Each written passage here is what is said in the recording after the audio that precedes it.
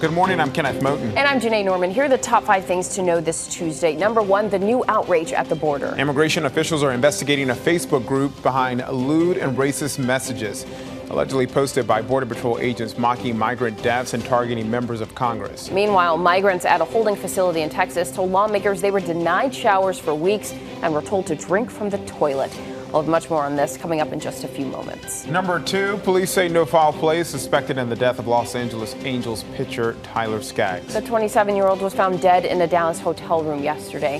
His last appearance for the team was last Saturday. Fans have started a memorial for Skaggs at the Angels Stadium. The LA Times reports police do not suspect suicide. On to number 3 now. New trouble for former Vice President Joe Biden. A new poll taken after last week's Democratic debate finds him still in first place, but he's down 10% in the last month. Kamala Harris is now in second place. Number 4, Nike is pulling what it called a patriotic sneaker after pressure from former NFL quarterback Colin Kaepernick. The shoe features an 18th century American flag and was supposed to go on sale July 4th. According to the Wall Street Journal, Kaepernick found the Betsy Ross flag offensive because of its association with the era of slavery. Kaepernick is the face of Nike's new campaign. He has not played in the NFL since 2016 after kneeling during the national anthem in protest. And finally, number 5, if you've ever been bored at work, we have some good news. Boredom, it turns out, has its benefits. A new study finds those boring moments at work eventually lead to more creativity. Researchers say boredom leads workers to generate more ideas about other not-so-ho-hum tasks. The problem is, with our cell phones and email constantly alerting us, it's harder than ever to get bored these days. We're never bored. Never. A lot more to talk about coming your way. How could you ever get bored with us around? Right? It's Morning America.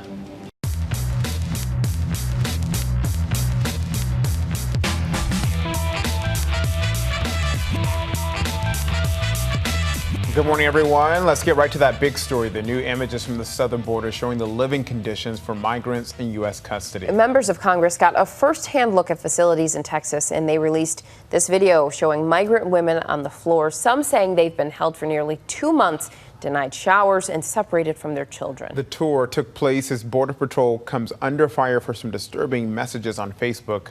ABC's Mona Kosar-Abdi joins us with the new details. Good morning, Mona.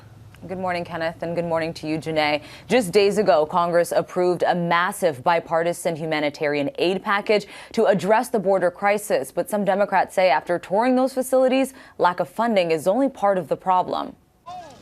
This morning, Democrats painting a haunting picture of 2 border facilities housing migrants in Texas. Representative Joaquin Castro sharing this video captured inside the El Paso Center. The congressman says the women seen here who consented to being recorded have been sharing a cramped cell, some for months, and have been denied showers and life-saving medicine. Congresswoman Alexandria Ocasio-Cortez, who was among the group of Democrats who toured the facilities, tweeting, "Women are being kept in cells without water and told to drink out of toilets." Ocasio-Cortez also recounted tense interactions with Border Patrol agents. In that last facility, I was not safe from the officers in that facility. This as the fallout continues from a secret Facebook page uncovered by ProPublica with vulgar and threatening posts allegedly made by agents about members of Congress. Some of the posts joking about migrant deaths. That was a vulgar, disgusting, and vile page. Customs and Border Protection saying it's investigating the page. The Border Patrol's chief of operations also addressing the situation on CNN. Don't let the actions of a few be representative of the whole is what I would ask. Overnight, President Trump defended Border Patrol agents, calling them patriots. And President Trump is also threatening to conduct massive deportation raids this weekend unless Democrats change asylum laws, which Kenneth and Janae is unlikely to happen before Congress goes on that 4th of July recess. All right, Mona, thank you so much for joining us this morning. In the meantime, Iran has now violated the 2015 nuclear deal, passing the limit on how much nuclear fuel it can store. Iran is now threatening to raise its uranium enrichment closer to weapons-grade levels, pressuring European nations to offer a new deal that eases the impact of U.S. sanctions. President Trump was asked Monday if he has a message for Iran. No message to Iran. They know what they're doing. They know what they're playing with, and I think they're playing with fire. The president has called for new talks, but Iran is refusing to negotiate unless sanctions are lifted first. And meanwhile, White House National Security Advisor John Bolton is dismissing a report that claims the White House may accept a freeze on North Korea's nuclear weapons program, accepting the status quo as long as Kim Jong-un doesn't build any new weapons. Bolton, who denies such a deal is in the works, did not attend the president's meeting with Kim Sunday. Preparations are underway for what will be a different Independence Day celebration in Washington, D.C. Workers are dressing up the National Mall for Thursday's Salute to America event. President Trump is scheduled to speak at the Lincoln Memorial. The day will also include fireworks, a military parade, flyovers by the Blue Angels and Air Force One, and despite opposition from local officials, tanks. We're going to have planes going overhead, the best fighter jets in the world, and other planes too. And we're going to have some tanks stationed outside. The White House says the tanks will be parked near the National Mall. It's not clear how many will be used. Well, the Democrats who want to be president are in a much tighter race following that first debate. Former Vice President Joe Biden is still leading the pack, but he plunged 10 points to 22%. After confronting Biden on stage, Senator Kamala Harris jumped to 17%. Senator Elizabeth Warren also saw a spike, putting her at 15%, and Senator Bernie Sanders slipped to 14%. And you saw South Bend Mayor Pete Buttigieg there getting 4% in the poll, but his new fundraising numbers say he's doing better than that. His campaign says it's raised nearly $25 million from April through June. That's more than 3 times what was raised in the first quarter of the year. The other candidates have until July 15th to report their fundraising numbers. A piece of mail caused a scare at a Facebook facility in California. It's located near the Facebook headquarters and was evacuated yesterday as a precaution. A routine check found mail possibly containing the nerve agent sarin, but additional testing did not confirm its presence. Authorities are still working to identify that substance. There were no injuries. Michigan police have arrested a man in a case of water rage. Look at this. Video shows him ramming his boat into a larger vessel on a lake near Detroit. He faces a number of charges, including operating a vessel while intoxicated. The 2 people on the other boat are okay. A California toddler's online shopping game is apparently already on point. San Diego mom was looking at couches on her Amazon app. Easy enough. Her 2-year-old asked for the phone. Mom handed it over. Well, a few days later, she received an alert saying her $430 couch had shipped. After some confusion, she put 2 and 2 together and realized it was her toddler who placed the order. She would have been really suspicious if there were a bunch of Baby Shark DVDs or something. A smart kid. They still have DVDs. Coming up, protests in Hong Kong lead to violent clash. Demonstrators taking over a legislative chamber in Parliament after this.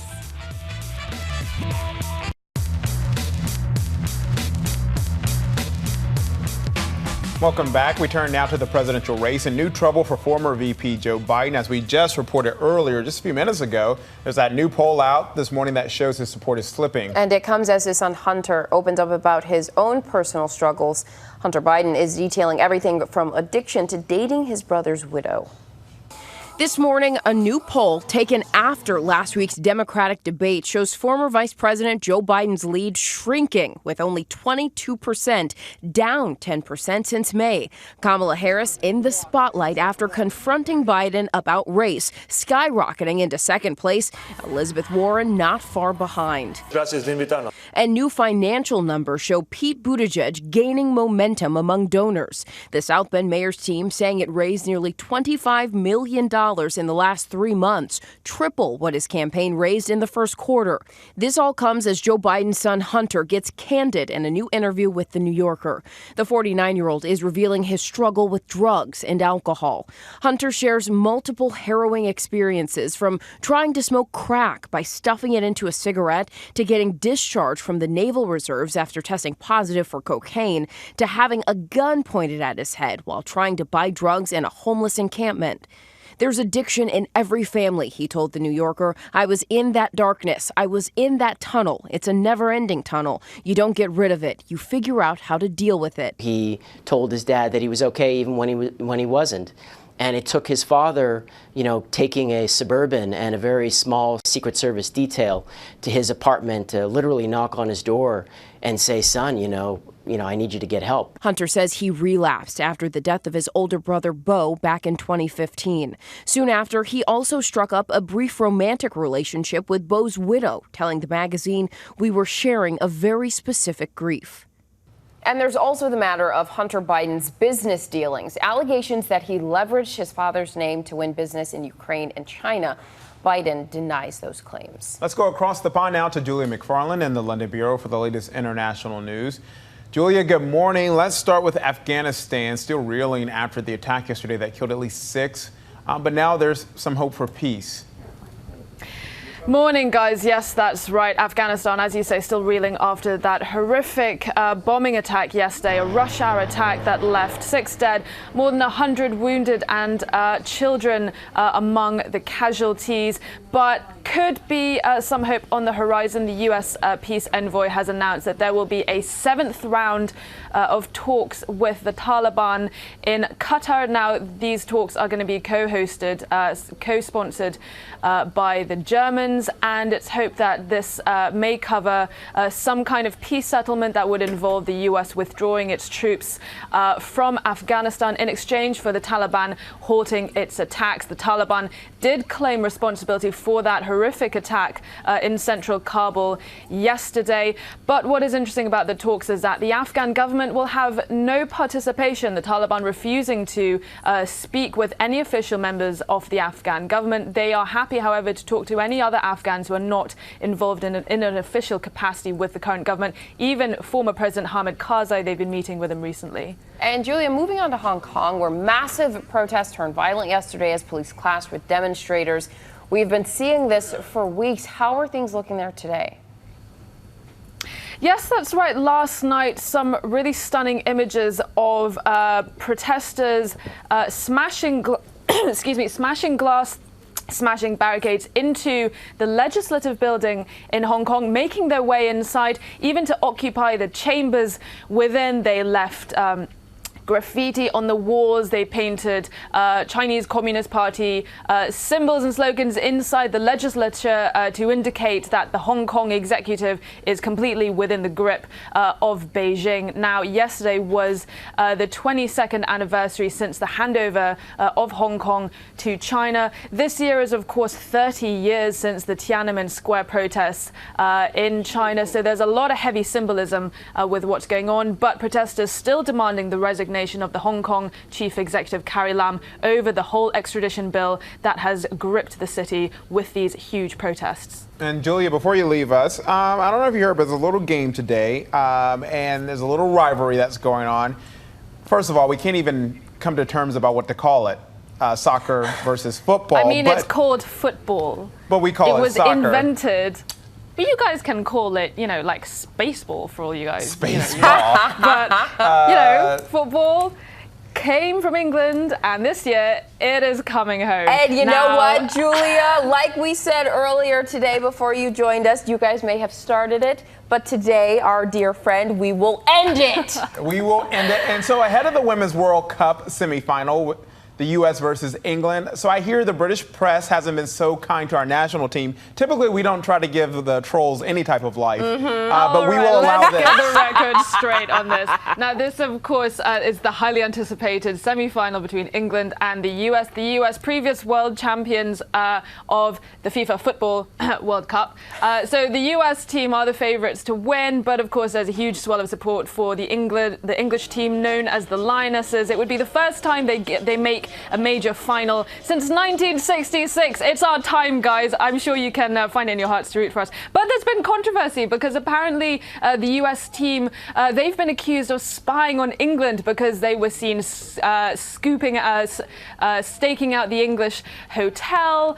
Apparently there was a man hiding in a tree watching the English team prepare. And so there's all kinds of accusations flying around. But you can be sure it's going to be an electric game at the Stade de Lyon tonight. Loads of people watching. I will be watching from the departure lounge of Heathrow Airport as I get ready to go away on holiday. So I'm hoping that I'm going to be sent off on a happy flight off. And I overheard you earlier. You said you're going to Bali. Why are you telling her travel plans? Oh, I'm sorry. Oh my gosh, Julia, I'm so sorry.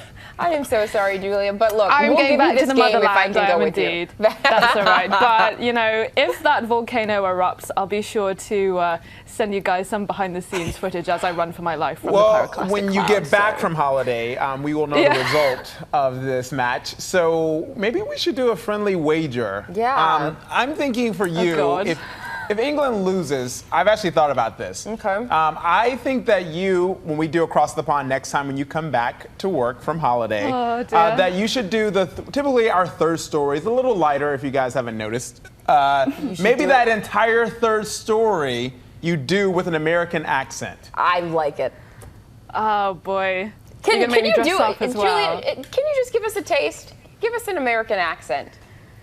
You know.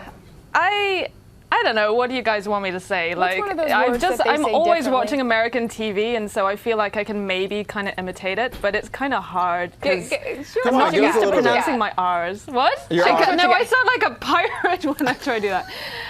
Tell you what, guys, I will perfect my southern accent just for you, Kenneth, in tribute to your background. I will spend the next couple of days finessing it. And if England win, you guys, you have to stand up and you've got to sing God Save the Queen, and I want you to be decked in the Union Jack. And I also want to have you drinking tea on set with the teapot and the whole shebang. I believe in Team USA so much. Yeah. I guess that's true. That's true. It's like hands down. All right, so virtual Across the Pond shake. Virtual shake. All right, there it is. There it is. Look, everyone. you guys, you saw it. You saw it. So I can't wait to see you guys dressed up. Oh my goodness. With your Earl Grey on set. Give us some Instagram pictures and also work on your Southern accent. Yeah, she's got to become a Southern Belle. Thank you, Julia. Take care, guys. Have See a you great soon. holiday. Thank you so much. See ya. Let's check our notifications now, starting with an Atlanta area Chick-fil-A manager who literally jumped in to save a choking 6-year-old. Logan Simmons leapt through the drive-thru window after the boy's mother screamed for help. The child's seatbelt was tangled around his neck. Simmons used his pocket knife to free him. The 19-year-old says people have been dropping by the restaurant to congratulate him. Great fast work by him. Well, next to the latest viral trend that's heating up summer 2019. So it's called the bottle cap challenge, and this is how it works. You see it there. You do a little spin kick and knock that top right off there. It's got to be a little loose, obviously. Twist it there, and then you untwist the cap with a spin kick. And of course, social media savvy celebrities who've never met a viral challenge they didn't like are getting in on it. Here's John Mayer. Is that a vodka bottle? Is that Tito's? Sharing his attempt on Instagram. Mayer then challenged actor Jason Statham, who shared a slow motion for you video of his attempt. Yep. Look at it, just still spinning in the air there. Slow motion apparently is the way to do it. Yes. Really get that effect. Kenneth tried it earlier. We failed. It did not go well at all. But hey, you gave it a good shot. This did go well for this family of 4. They had a lot to unpack when they realized their flight from London to New York this weekend was the Pride flight on Virgin Atlantic. Listen to that. Carrie and Sean Powell and their sons Calum and Cody were seated alongside several drag queens. And Titus Burgess and Pride partygoers. And according to Attitude Mag, I thought it was Altitude Mag. They were at a high altitude and loved it. Because I was like, Altitude Mag really would make sense. Yeah. But apparently they loved every second of it. Look at this. Look at them kids. The boys even dancing in their seats to Born This Way by Lady Gaga. Yes, Mom says the excitement made the 8-hour flight fly by. This is how you fly with kids. Looks good to me. And finally, a new world record. This man balanced a lawnmower on his chin for 4 minutes to get his name in the Guinness Book of World Records, and that lawnmower was turned on. Wow. Which really, that brings us to our question. Is our question of the day? Digital Dave up in the producer booth? Well, you know what? We're going to make this our question of the day. Oh, no, this is not our question of the day. Actually, no. Yeah, we do have a question of the day. We do have a question of the day. What world record should we try to beat? Yes. We're up for it. Something that's easy, that doesn't take too, we don't have to do a whole bunch, but just come up with something good, we'll give it a try. Yeah, let's do it. Tell us in the comments, tweet us, let us know. ABC News Live. Send carrier pigeons, something. At ABC News. Yep. Coming up, the history being made on court at Wimbledon. The 15-year-old rising star who just beat her idol. After this.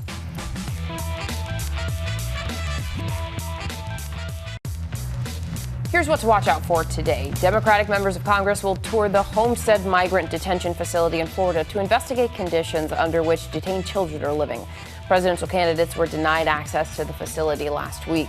And protests are scheduled outside the White House and in cities nationwide, urging Congress to refuse to authorize any more funding for family detention and deportation. The Great South American solar eclipse will occur today at 12:55 Eastern Time. If you're in Chile or Argentina, you can watch it outside, but don't forget your eclipse glasses. If you're here in the U.S., you can watch right here on ABC News Live. No glasses required.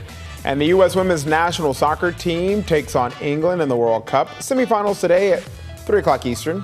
The winner will play Sweden or the Netherlands in the championship. Go Team USA. Plus, don't forget to tune in to The Debrief for an update on all our top stories and The Briefing Room for a breakdown of the latest headlines in politics. Well, now to that rising star in the tennis world making waves at Wimbledon. But first, remember this? Do you think you're like most 14-year-olds? No. Why not? What's different? Because most 14-year-olds are acting, they're not as serious as I am. This was her coming out party, her professional debut. Why do you think you'll be different? I'm composed. I'm not excited. I think of things that'll happen in the future. That was 14-year-old tennis phenom Venus Williams, interviewed on ABC News 24 years ago in June 1995. And the rest, as they say, is history. But is history repeating itself? Another young tennis prodigy is rising through the ranks and taking the world stage. So many are asking, has Venus Williams finally met her match? Corey Coco Gauff is the youngest player to ever qualify for the Wimbledon, but she wasn't satisfied with just making the cut. Gauff was ready to school her competition in her Wimbledon debut. Here's our Will Gans. On my science test, I got a B, and today I would give myself an A. 15-year-old Corey Coco Gauff acing what many would consider one of the most difficult tests in professional sports. Gauff taking down a living legend in her Wimbledon debut, knocking out Venus Williams, who has won the championship there 5 times. I kind of knew it was coming, but still, you're still shocked when you play your hero first round. The Atlanta, Georgia native going into the match with an attitude of gratitude. I have nothing to lose, playing against one of the greatest players of all time, and I'm just super honored that I get to share the court with her. Sharing the court, sure, and dominating.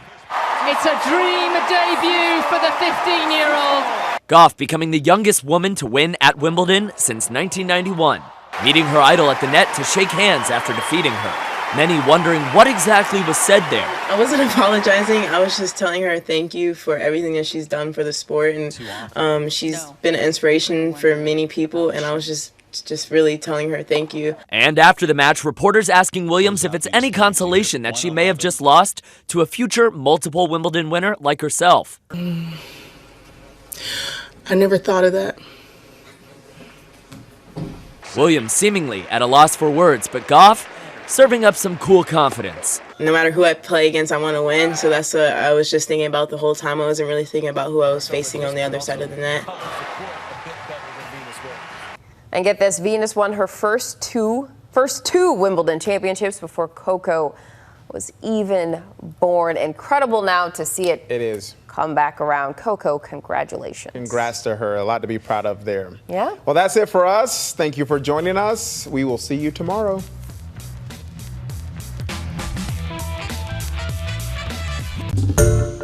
Hi everyone, George Stephanopoulos here. Thanks for checking out the ABC News YouTube channel. If you'd like to get more videos, show highlights, and watch live event coverage, click on the right over here to subscribe to our channel, and don't forget to download the ABC News app for breaking news alerts. Thanks for watching.